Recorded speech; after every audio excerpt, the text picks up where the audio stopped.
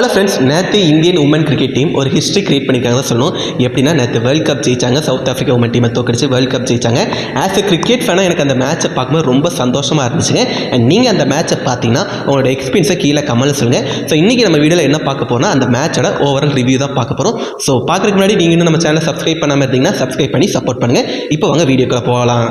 இந்த மேட்ச் எங்கே நடந்துச்சுன்னா நவீம்பில் இருக்க டிஎம் பார்ட்டி ஸ்டேடியம் நடந்துச்சு. அண்ட் டாஸ் யார் ஜெயிச்சாங்கன்னா சவுத் ஆஃப்ரிக்கா உமன் டீம் தான் ஜெயிச்சாங்க. அதாவது இந்தியன் மென் டீமோ உமன் டீமோ டாஸ் ஜெயிக்கிற பெரிய சேலஞ்சிங்காக இருக்குங்க. சவுத் ஆஃப்ரிக்கா உமன் டீம் டாஸை ஜெயிச்சோடனே நாங்கள் வந்து சேஸ் பண்ணுறோம்னு சொன்னாங்க.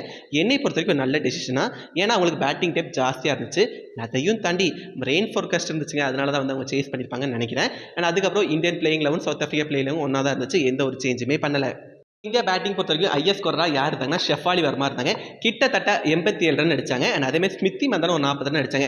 அதுக்கப்புறம் நான் ரொம்ப எதிர்பார்த்த 2 பிளேயர் யாருன்னா ஹர்மன்பிரீத் கௌர் அண்ட் அதுக்கப்புறம் நம்ம ஜெமிமா ரோலிங்ஸ். ஆனால் இவங்க 2 பேரும் அந்த அளவுக்கு பெர்ஃபார்ம் பண்ணல. செமியில் செம்மையாக விளாண்டாங்க. பட் ஃபைனலாக அந்த அளவுக்கு பெர்ஃபார்ம் பண்ணலாம் சொல்லும். ஒரு கட்டத்தில் இந்தியா வந்து 200 மேலே அடிப்பாங்களான்னு யோசிச்சுட்டு இருக்கும்போது நம்ம தீப்தி சர்மா அவங்களோட எக்ஸ்பீரியன்ஸை யூஸ் பண்ணி கிட்டத்தட்ட 58 ரன் அடிச்சாங்க. அது க்ரூஷியலுங்க. அந்த 58 ரன்லாம் கொஞ்சம் 290 கிட்ட வந்துச்சு. அண்ட் அதேமாதிரி ரிச்சா கோஷ் அவங்களுக்கு நல்லா சப்போர்ட் கொடுத்தாங்க. 30 ரன் அடிச்சாங்க.